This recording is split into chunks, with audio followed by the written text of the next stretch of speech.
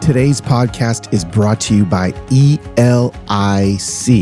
Listen, y'all know my mission is to bring hope everywhere I go. I just like to leave a trail of it. And this is an organization that is doing it already. I couldn't be more excited to share with you that we are partnering with ELIC. They are dedicated to changing lives by equipping and sending people to teach English in unreached areas. I'm talking about Asia. I'm talking about the Middle East. I'm talking about North Africa. And you've heard me say it before, English is the language that most of the planet is beginning to lean into.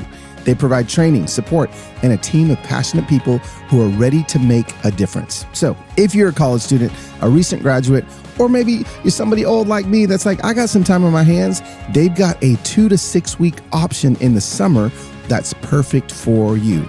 If you're ready to create hope with a global impact, visit elic.org/human hope. Okay, Human Hope Familia. I'm really excited. Johanna, watch this. Rojas Vann. That's right. You got it. I got it. Johanna Rojas Vann. No one gets it right. No one gets it right. I got it right. I got it right because I can live on both sides of the spectrum. Yes. And you just told me that it's Van, not Vaughn. Correct. Because everyone says Vaughn for some reason. People want to make it fancier than it actually is. But there's no U, there's no G. It's just a van. But can I tell you why they want to do it? Why? Is because there's 2 N's. And so suddenly you almost are intimidated by the second N. And so you think to yourself, it can't be Van because there's 2 N's. It's got to be Vaughn. So just to let you know why people have gone there. Well, thanks for hanging out with the Human Hope family. And I'm holding in my hands your debut. Yes. Did I even say that right? Debut? Debut, yeah. Yeah, debut. Yeah. Novel. Mm-hmm. Now, I'm sitting across from a novelist. Okay. And I've written, I think, 5 books. My lifelong dream, beyond all the books, is to write a novel. So really? Yes. Wow. Okay, so this conversation is going to have to excel past the podcast studio because I'm going to need your help when I get to this place in my life. But I'm always so fascinated by people that write novels. Just because I know how difficult it is to write a book that, is just a bunch of my ideas, much, less having to weave in characters and plot and setting and all of the things that you have to do with this. So let's start here. This is your first book. Yes. Tell me, what was it like just writing a novel as your first thing? Like what was it? What was like? Tell me the story on how you got here. Yeah. Well, thank you for calling me a novelist. Yes. I can't believe I'm a novelist. I know you are. Dream come true. Yeah. But it was incredibly stressful. Okay. I've always been a writer. I've been a writer my whole life. Okay. Have done television writing and then I did copywriting for a few years. Okay. But I've never done anything like this. Got it. But I've always loved to read. Always loved novels, always loved fiction. So after I left corporate America when I had my first baby, I had been collecting stories from my mom for many, many years.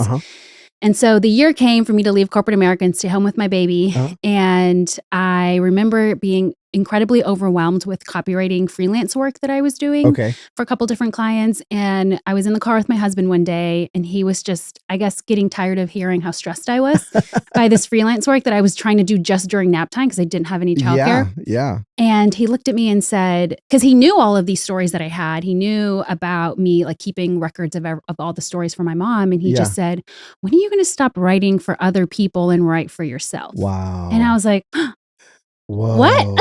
And I was like, can I do that? Yeah. And he was like, yes, quit it. Give it all up and just write it. Like this, so many people have told you this would be a great book. Just do it already. Like, and he told me, you have a baby. I know it's hard, but when are you going to have more time than right now? In the future, there's going to be more kids. Yeah. It's going to be harder. Like take the nap times and just do it now. Wow. And that week I sent all of my clients an email and I didn't expose myself. I didn't tell them what I was going to do, but I said, hey, it's time. I wrapped up all the projects. I didn't leave them hanging, but I said, it's time for me to work on a personal project. I'm so sorry. I can't serve you anymore right now. I'll let you know when I'm ready to get back into it. Okay. Never got back into it because it worked out. out. Yeah, it worked out. That is incredible. So how long ago was that conversation you had? That was in 2021. Okay. So not that long ago, because my son was born in January of 2021. So it's as of the point of this recording, September 2023. I'm holding a completed novel in my hands. And tell me a little bit about, had you even studied how to write anything longer than TV or copywriting for businesses or whatever? Like this is a whole thing. I know. That's why I say it was so stressful, because I hadn't. I didn't have any experience, never took a class, never took a seminar, never even talked to an author about it. But this is my favorite. You literally are just like, I'm writing a novel. I'm just going to try it. The good thing is that I have a writers group that I'd been a part of for a year at that point. Oh, like a group of writers. Yes, 6 of us women who get together every other week and hold each other accountable to writing. Yeah. And so I told them, hey, I think I want to do this. I want to try writing a novel. Hold me accountable. And they did. And so I did read a couple books. You know, one of my favorites is called Save the Cat Writes a Novel. Kind of a funny name, but it's a great one. And I read a couple books on writing novels. Yes. Okay. So I read a couple books, listened to a couple podcasts, and then I decided I just need to do it and try, and then I'll figure it out along the way. Because at some point you're learning too much, right? Like it's all going over your head at some point, and until you actually do it, you're not going to figure out how to do it. Yeah. So I just put it all away, and I said, I just need to sit down and write. Yeah. And so for about 6 months during nap time, which was twice a day, I would sit down and write. If I needed a little more time, I'd go to the YMCA and drop off my baby. Because they'll watch him for 2 hours. Yeah. And I would get some more writing done. And after about 6 months, I had a first draft. Really? And I was like, oh my gosh, I did it. That's insane. I couldn't believe it either. But, it wasn't very good. Sure. But I had like 70, 80,000 words. Yeah. So I was like, this is where this is a good starting point. And had you gotten like an agent or book deal or nothing? You're just like, I'm just going to write it. No, when it comes to fiction, you don't get a book deal until you have a whole book done. Oh, okay. Yeah, so it's a little different from nonfiction. Yeah, I could never be a novelist then. I'll just go ahead and tell you right now. It's a big risk because you don't know if it's ever going to happen. I know. But you got to write the whole book and make it really good. All I've got to do is write 3 paragraphs with like a couple of subpoints, and they're like, yeah, write that book. That's amazing. Okay. Yeah, so it's kind of more complicated than that. And it wasn't until I finished my first draft that I started looking for a developmental editor. So someone who was seasoned in this space to read it and tell me, is this any good? Do I have a chance? Yeah. And so that person really made a difference in this book. They're the one who read the book, and they were like, hey, you did this wrong and this wrong and this wrong and this wrong. Here's how you can make it better. I did some coaching with her. Okay. But this was all after I had a first draft done. So she helped me tremendously, and I changed like 60% of the book after talking with her. Yeah, that's great. So it was a whole nother few months of editing and rewriting and a couple more drafts later.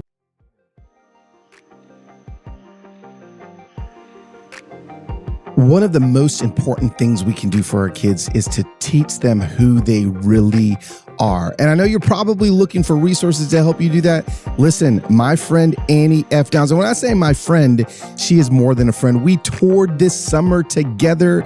You guys know that I believe in everything that she does. She's got a brand new kids book that needs to honestly get to the top of your list. Like right now, okay? Right now you need to go get it. But let me explain to you what it is, right? You may know Annie right from my tour, from her podcast, from the network that we're on together, from her books for grown-ups. But what you need to know is this adorable new addition to her catalog. It's called So Happy to Know You.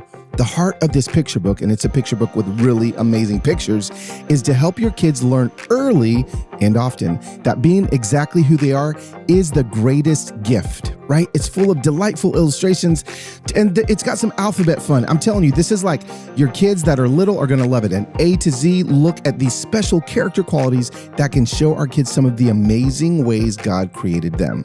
With her Always Annie magic, Annie will teach the kids in your life to treasure how God made them special rather than trying to fit into others' expectations for them. This is such an important message. So listen, So Happy to Know You is out now. You can grab your copy wherever you like to buy books. Don't miss this chance to tell kids in your life how special they are with So Happy to Know You by Annie F. Downs, available on Amazon and wherever books are sold.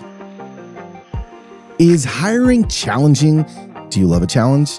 Well, guess what? You need the hiring partner that I use to hire Whitney from Wisconsin. That is my assistant, and she makes my life so much better. Who is that hiring partner? It is Indeed. Indeed is the hiring platform where you can attract, interview, and hire all in one place, right? So instead of spending hours on multiple job sites, like searching and praying and going, oh my gosh, I'm never going to find this human. No, Indeed streamlines hiring with powerful tools that find you matched candidates. Again, one of the things that I love about Indeed is that it has even helped me, okay? Even better, Indeed is the only job site where you only pay for applications that meet your must-have requirements. Other job sites I've used, I've had to pay for all the applications. Nope, this one, only the ones that match what we need. Start hiring now with a $75 sponsored job credit to upgrade your job at Indeed.com/human hope. Offer good for a limited time. Claim your $75 credit now at Indeed.com/human hope. Just go to Indeed.com/human hope and support the show by saying you heard about it on this podcast. Indeed.com/human hope. Terms and conditions apply. Need to hire? You need Indeed.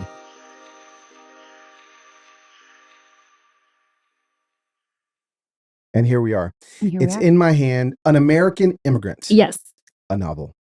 Okay, so once again, like I told you, my team sent me this email when we heard from your publicist, and I was like, oh, that's my family. Okay, yes.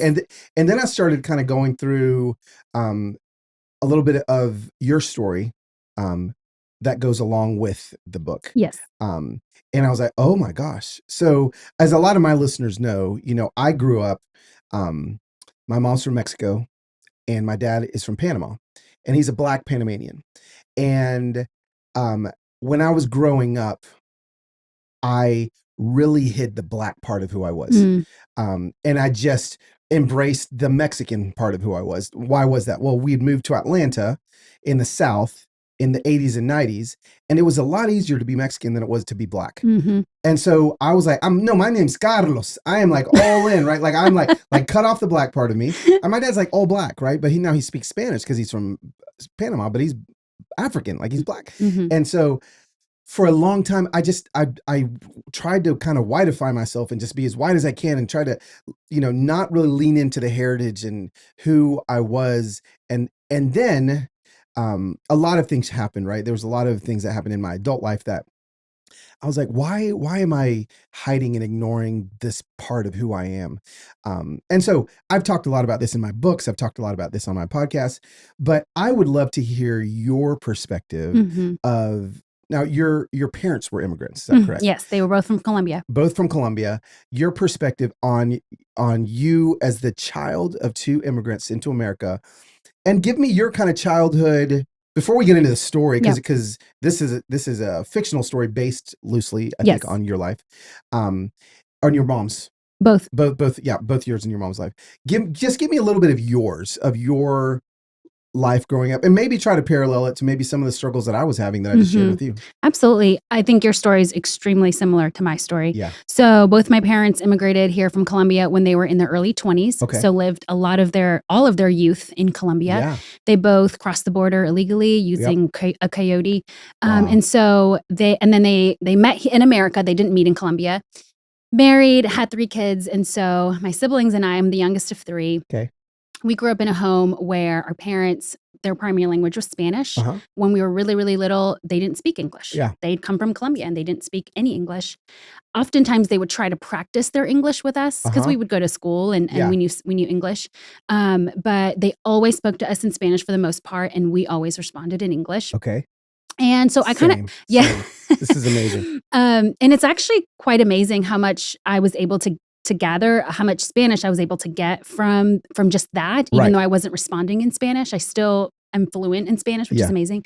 But anyway, very similar to you, once I was aware of my peers and surroundings in school, I definitely tried to hide that part of me a lot because it was weird. It was different. I grew up in suburban Maryland, and I didn't have a lot of friends whose parents were immigrants. Right. So all my friends, their parents spoke English, and they cooked the normal foods. Casseroles. And yes, Yes, casseroles. Like I never had a casserole growing up ever. Seriously, I remember having my first cornflake covered casserole. I was like, "What is this?" You can't put cornflakes in your dinner. So it was very strange. Yeah. And I remember like smells from my lunchbox that people thought were weird. Yeah. And I remember there's this core memory that I have being probably in middle school at the skating ring with my friends on a Friday night. Yes. And my dad calling me and saying something. And I hung up and I said, "Bye, Dad." And I was like, oh, that felt so weird because I'd never in my life called my dad. Dad. He was papi. Yes. But none of my friends had a papi. Nobody had that was like a weird word to use in front of your friends. And so there was just a lot of moments like that where you try to hide kind of the life that you have at home. It's just completely different than what your friends see at school. So it wasn't until after college when I moved to Miami, I got a job in Miami. I'm sorry, can you tell me where you grew up? Like where was this? I was in Maryland. I was born in New York City. Okay. And then we lived there until I was about 9. Okay. And then I grew up the rest of the time in Maryland. In Maryland, okay. Very suburban Maryland. Yeah. Went to college at Penn State. Okay. And then got a job in Miami. Got it. When I moved to Miami and all of a sudden I had culture shock because all of a sudden I was surrounded by Latinos. Oh, yeah. And not just Latinos, but like Latinos who didn't speak English. Right. And I remember being shocked when I would go to Walmart or like a restaurant and they would speak to me in Spanish because I look very Latina, you know? So they're like, no doubt. I walked in the studio and I was like, there's a Latina in There's here. a Colombian in here. I can't hide that. Yeah. And they would speak to me in Spanish, but I would get so nervous and because I just wasn't used to speaking Spanish outside of my home. Right. I only ever spoke it at home to my parents, maybe my aunts and uncles, but I didn't even speak it to my siblings or my cousins. Sure. So it caught me off guard and I'd get really uncomfortable and think like, can we talk in English, please? Like, this is weird. So it wasn't until maybe a year into living in Miami that I finally was like, wait a minute. This is beautiful.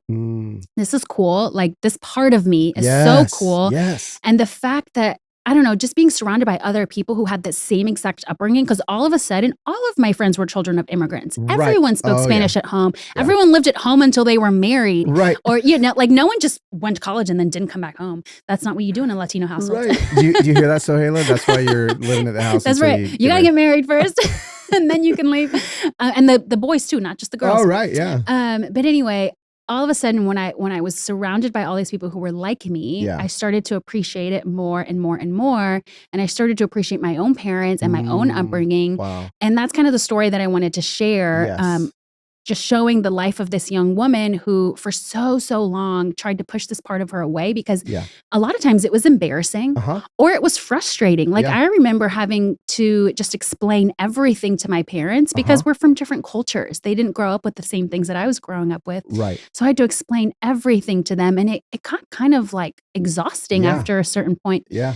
So I just wanted to share that story of what it was like to grow up in a household like that, help second generation immigrants feel seen. And like it's not abnormal, it's not weird. Right. And kind of encourage people to just seek out those parts of yourself that maybe aren't like everyone else and see how that can change your life for the better. Wow. How has it changed your life for the better? Well, I have a book. Yeah.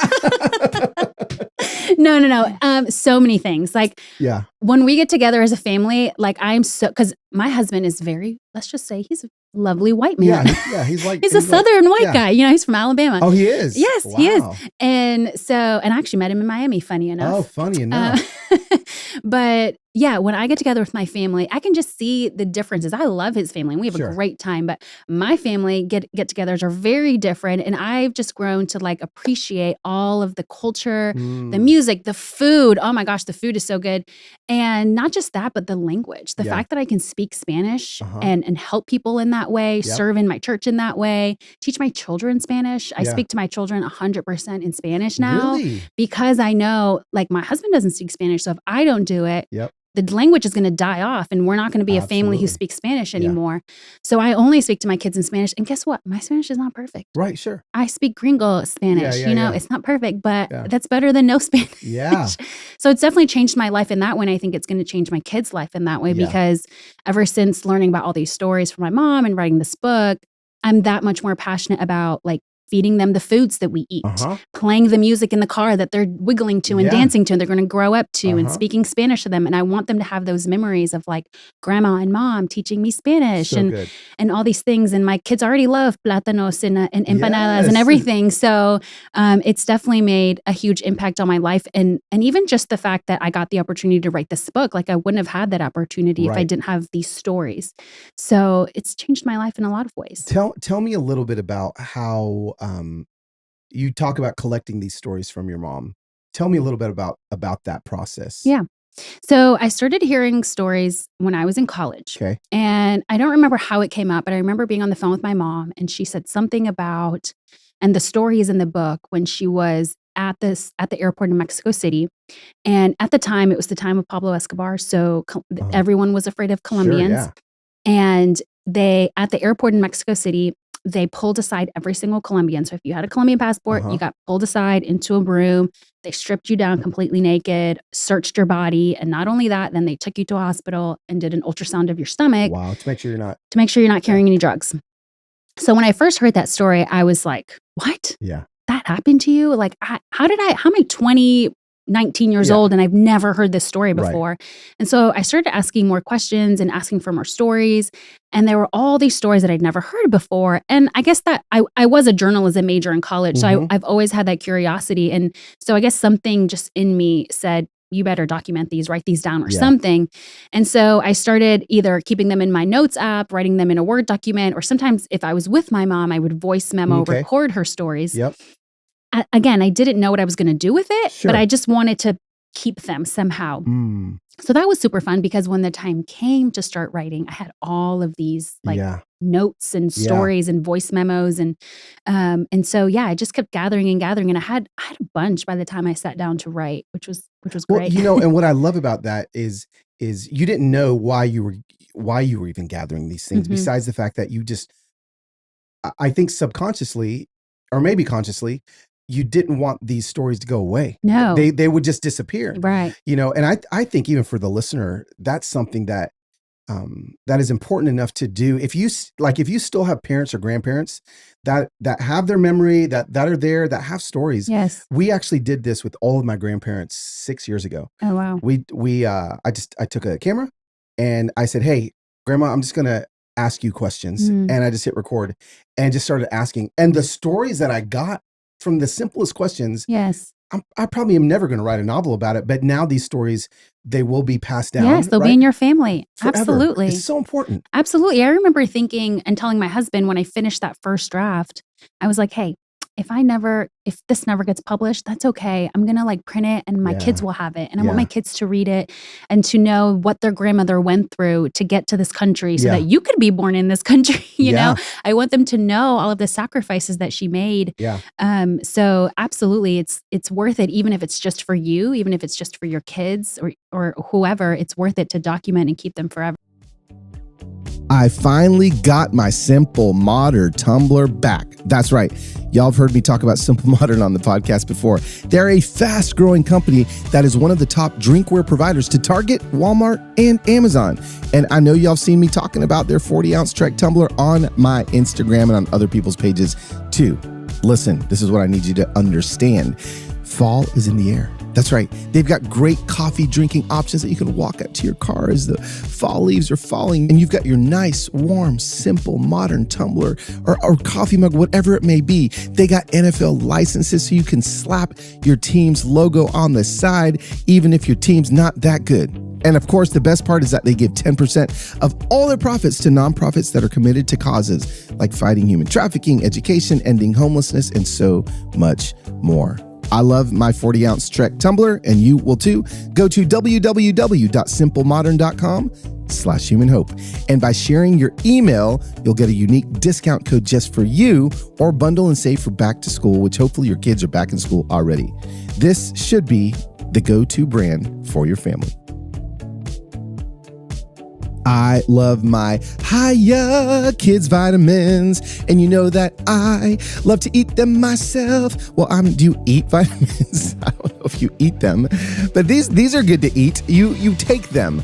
But your kids will probably, after they taste the Haya, going to be like, Mom, Dad, I want to eat a bowl of Haya. Well, you probably don't want to do that. But listen, Haya is the children's vitamin company that is not going to be filling the vitamins with like candy, right? Like not with like 2 tablespoons of sugar, unhealthy chemicals, and other gummy junk that all our kids don't need to be having. No, Haya fills in the most common gaps in modern children's diets to provide healthy, full-body nourishment our kids need. Okay, what are some of the things that are in there? I don't know. Vitamins, minerals. What are the vitamins? Vitamin D, B12, C, zinc, folate. Listen, as we get into fall, y'all's kids are going to be at school getting sick. Nope, not if you're taking Haya. Now listen, that is not like a proof in the pudding thing. I'm just saying that we've got to make sure our kids are as healthy as possible entering into this season because there's a lot of sickness going around. So what do we need to do? We've worked out a special deal with Haya for their best-selling children's vitamin. Receive 50% off your first order. Bam, that's humongous. Listen, to claim this deal, you must go to hayahealth.com/humanhope. This deal is not available on the regular website. You've got to go to HIYAHEALTH.com/humanhope and get your kids the full body nourishment they need to grow into healthy adults.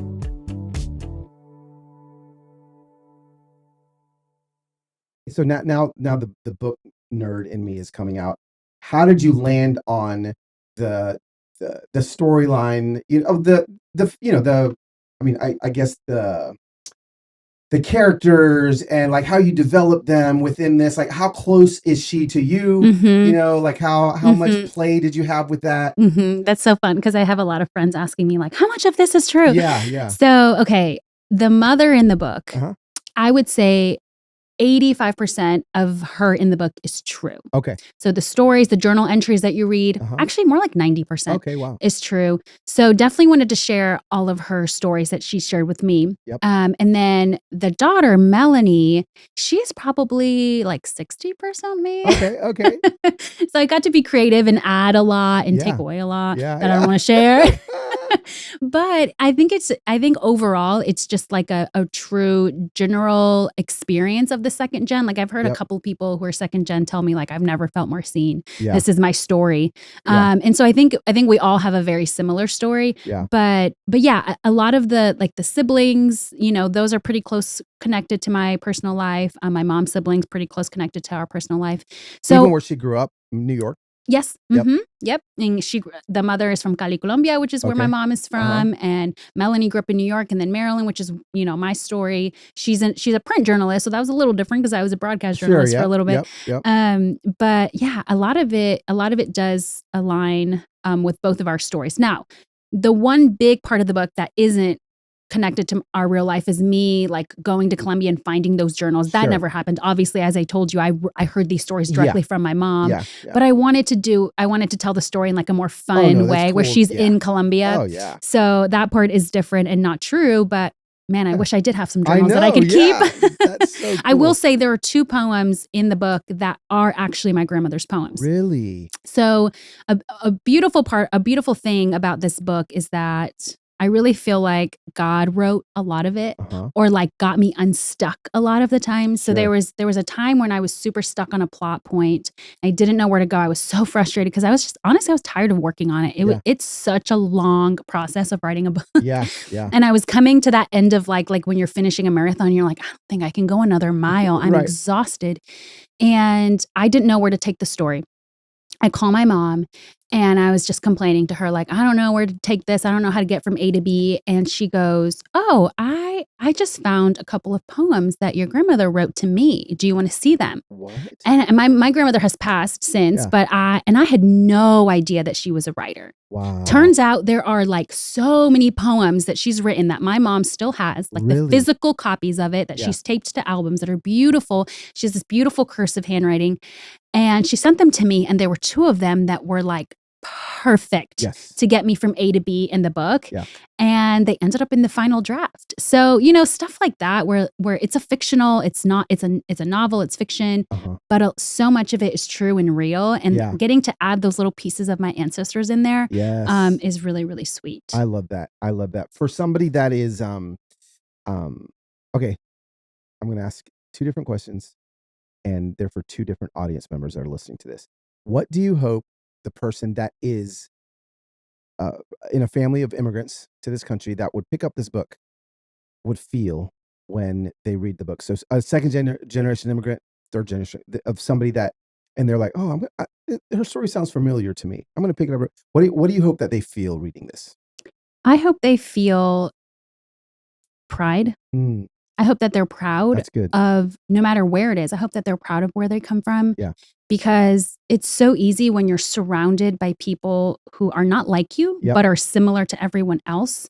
It's so easy to feel like you don't belong. Right. Or that you were kind of dumped into this life that you don't deserve, or like you should have had a different life. And I definitely had moments as a child thinking I wish I was white. Yeah, sure. Because the people around me who were white had big houses, had their parents drove nice cars, they had money, they would go to like Europe on their summer vacations. And I never did that. We shared a 1-bedroom hotel at the beach for one night. Yeah. That was our summer vacation. Yeah. So I just hope that the second gen, third gen, whoever feels a deep sense of gratitude for the life that they have and for the family that God put them in, no matter how broken it is, because there's brokenness in my family and you'll read about it in the book, but there's still a sense of gratitude for the life that you have and for the ancestors that you have, because they teach you so much if you give them a chance to tell you about it. I love it. Oh, that's good. I should just end with that question because that was such an amazing answer. So maybe we will, or if not, I'm going to have you answer this question anyway. So for the people that aren't second generation immigrants, for the people that, maybe they lived the European vacation in the summer and they, when they read this book, what do you hope they feel? That's good.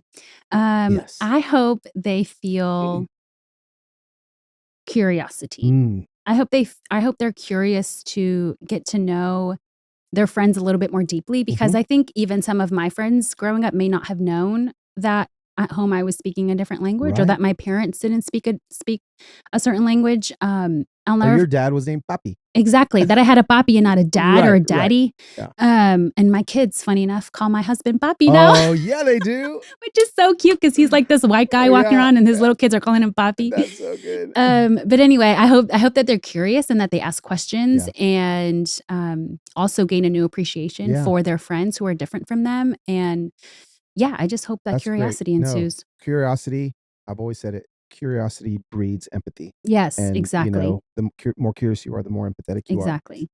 Last question. Okay, this has been fantastic. I could talk to you for an hour. Nashville Colombian food. Is there any? Yes. And can I find it? And tell me where to go. Tell us all. 2 places. Okay. Bam. They're both in Antioch. Of course they are. The first one is Mi Colombia, which is an old gas station, but it's so cute. They've got this big school bus looking thing, but it's got the Colombian flag on it. It's amazing. Okay. So good. Yes. Definitely go there for like a big plate of food if you're really hungry. Yep. And then the other place is Mi Cucharita or La Cucharita, which just means little spoon. Yep. And that one is great. Like their empanadas are delicious for like the smaller plates. So good. I've taken my mom, who's obviously born and raised in Colombia. I've taken her to both places and she loves both places. Oh, so Mi Colombia and La Cucharita. Okay. Highly recommend. Awesome. Johanna, thank you so much for hanging out. Thank you. Johanna Vann. Not Vaughn. This is amazing. Very important book. I recommend, again, everybody that's listening to this podcast, go get it. You'll laugh, you'll cry, and you'll, again, hopefully you will gain a appreciation and some curiosity. Yes. Will come out of it. So thank you so much for hanging out. Thank you, Carlos. This was fun. It's fun.